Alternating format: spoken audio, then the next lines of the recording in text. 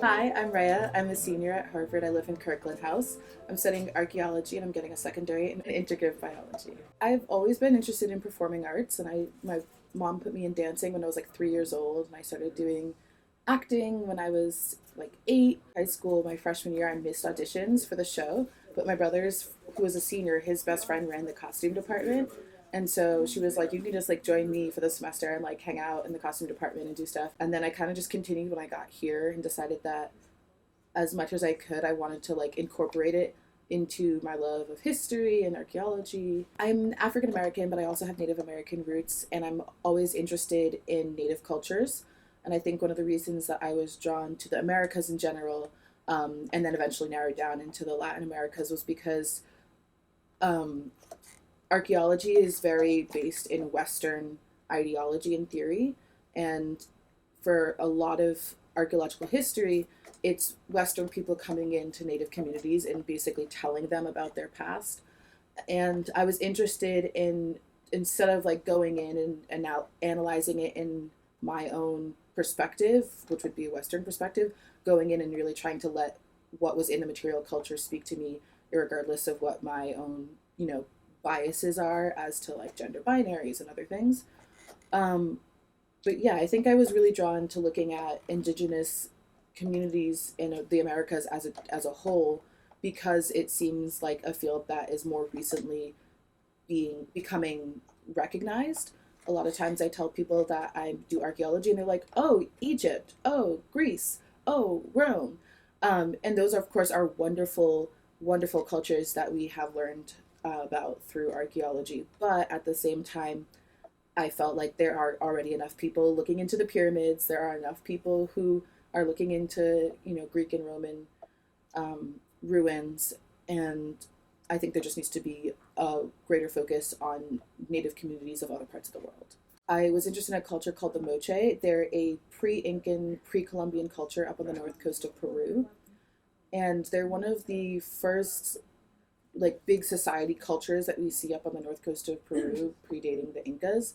And I have a professor who works in Peru and takes kids to Peru every other summer. And so I thought it would be a really great kind of combination of interests to be able to go on a summer field school trip to the region of Peru that I was interested in. We actually worked at a site called San Jose de Moro, which is one of the 4 Moche sites that I'm looking at in my thesis. And I got to excavate there over last summer. Kind of the elevator pitch of my thesis is I'm looking at the implications of gender and status as conveyed through jewelry for elite women in the Moche society. Basically, what I did was a comparative analysis between Moche iconography and the information that appears to be conveyed through their artwork in terms of gender and ornamentation and status. And then I looked at 4 Moche elites burial sites, and I looked at 2 male burial sites with 3 burials each, and 2 female burial sites with 3 burials each. And I did a comparative analysis as to what the burial record was telling us about gender and ornamentation. My original hypothesis was that in the Moche culture, you see a rise of women obtaining high status and a rise of women becoming more political and more active in the like cosmological world of their society. And previously, it was a role that was thought of as masculine. It looks as if some of the early women who were starting to gain power were actually enacting a level of masculinity through the symbolism that was embedded in their costume and their jewelry.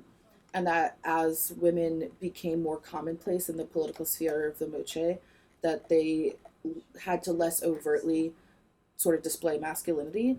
But I also kind of realized that in the Moche culture, gender isn't so binary as it is in our modern culture, and it doesn't seem to be so cut and dry of masculine and feminine, and that there's a level of ambiguity that's sort of in the middle, that a lot of people of high power would take on sort of ambiguous identities in a way, because a lot of the deities in their culture were dual deities where they would have male and female aspects of them.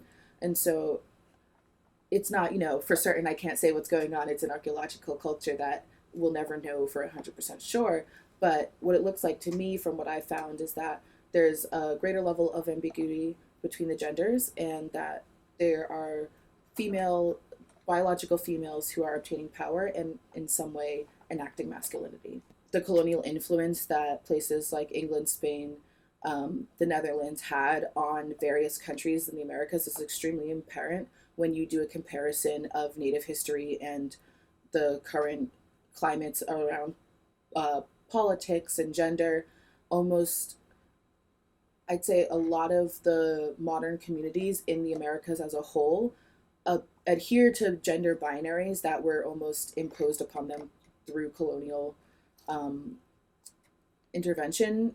And it's quite interesting to look at how internalized some of the like non-native values have become in terms of Christianity was something that I noticed was super internalized. And when I was in Peru, we visited lots of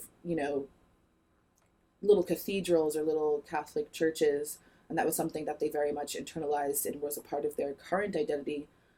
But it's not something that would have been historically or archaeologically part of their identity. So I think it's interesting separating what it means to be a modern citizen of the Americas versus maybe a native citizen of the Americas. A lot of native or indigenous individuals are still reconciling their ancestral past and the modern like internalization of Western religion and gender norms.